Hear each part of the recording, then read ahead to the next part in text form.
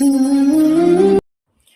اللہ الرحمن الرحیم، اللہم صلی علی محمد وآل محمد۔ تمام حمد کی تسبیح ہے اس پاک ذات کے لیے جس نے ہر شے کو عدد میں گن رکھا ہے، اور درود و سلام محمد و آل محمد پر جو ہر شے کے عدد کو جانتے ہیں۔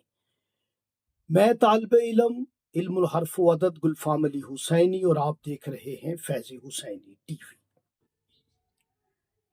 آج جو میں عمل لے کے حاضر ہوں وہ وصولی قرض کے لیے ہے۔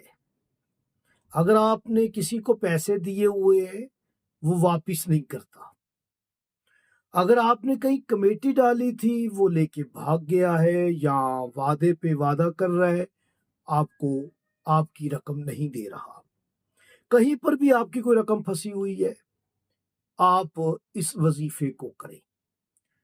اور اس وظیفے کو اسم اعظم بھی قرار دیا گیا ہے، اور اس وظیفے کے اس کے علاوہ بھی، وصولی قرض کے علاوہ بھی بہت سارے فائدے ہیں، یعنی کہ ترقی کاروبار کے لیے، گاہکوں کے رجحان کے لیے، مال و متاع میں برکت کے لیے، وسعت کے لیے، حصول ملازمت کے لیے بڑا بہتر ہے۔